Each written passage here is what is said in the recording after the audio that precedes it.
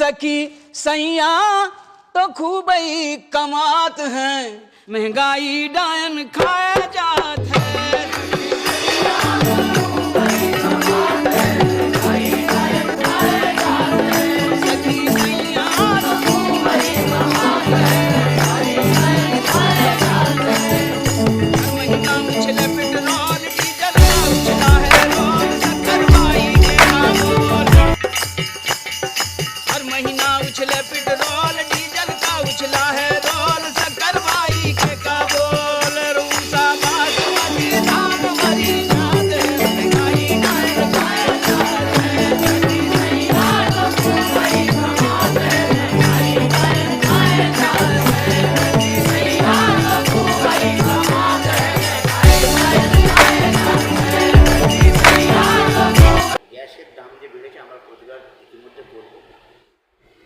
গ্যাসের দাম বাড়ার একটাই তো কারণ, ট্রাম্প যা বলছে তাই শুনতে হচ্ছে এবং এই শোনার কারণে আজকের ফার্স্ট টাইম ইন্ডিয়াকে ইরানকে সাপোর্ট করা উচিত।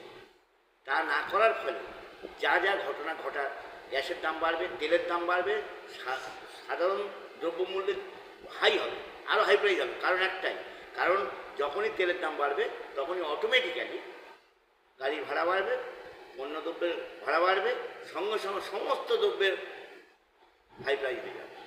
এর একমাত্র কারণ ট্রাম্পের দাদাগিরি, সেটা মেনে নিয়েছেন।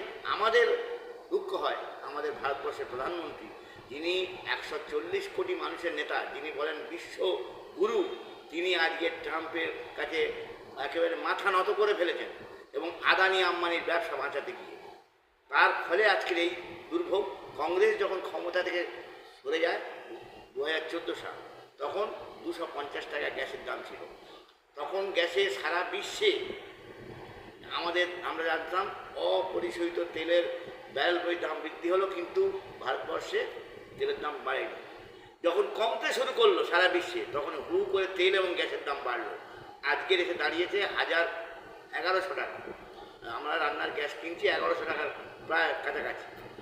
সেই জায়গায় দাঁড়িয়ে আমরা বলতে চাই যে এই যে বিজেপি সরকার, এই বিজেপি সরকার অর্থনৈতিক দিক দিয়ে ফেলিওর, বিদেশ নীতিতে ফেলিওর, এবং সবথেকে বড় কথা, আমাদের যে অর্থনৈতিক পরিকাঠামো ছিল, যে দেনা আমরা রেখেছিলাম, আজকের দেনাটা কোন জায়গায় দাঁড়িয়েছে আমরা প্রশ্ন করতে চাই। ইকোনমিক্সের দৃষ্টিকোণ থেকে বলতে হবে এই দেনার হার বাড়লো কেন, দেনার হার বাড়লো, সেটা একবার যদি দয়া করে নির্বাচনের প্রাক্কালে বিজেপি বলেন, তাহলে আমরা বাধিত হব, আমরা খুশি হব এবং ভারতবর্ষের মানুষ জানবে যে হোয়াট সত্যটা কি।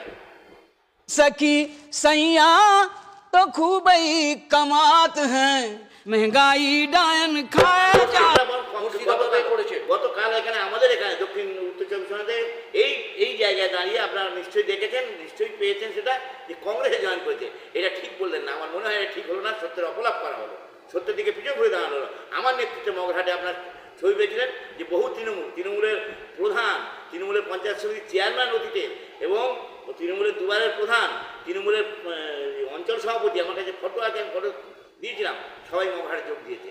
বিভিন্ন জায়গায়, শুধু মগরহাট না, উত্তর চব্বিশ পরগনা, মগরহাট, দক্ষিণ অন্যান্য জায়গায়, সারা পশ্চিমবাংলায় এখন তৃণমূল থেকে কংগ্রেস অনেকেই আসছে, বেরোজন নৃত্য এসছেন। কী বলবেন? আচ্ছা, দেখা যাচ্ছে রাজপথে যে ঝর্ণা মঞ্চে বসে আছেন এসআইআর নিয়ে, আপনারা দেখা যাচ্ছেন।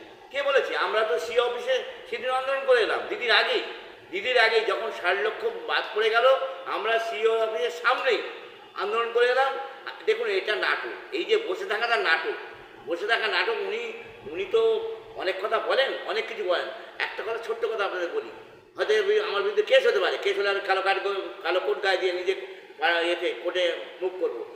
52 সাল, সিন্স 1952 ডক্টর বিসি রয় থেকে শুরু করে আজকে 2026 মমতা ব্যানার্জি যারা মুখ্যমন্ত্রী হয়েছেন, যদি একটা প্যানেল করা হয় এবং যদি বলা হয় এই প্যানেলে সবথেকে কম সময়ে বেশি মিথ্যে কথা বলা, বেশি সত্যের অপলাপ করা, সত্যের দিকে পিছন ধরে দাঁড়ানো মুখ্যমন্ত্রীর নাম কি, তাহলে মমতা ব্যানার্জির নামটাই ঠাকাঠাক ঠিক করবো।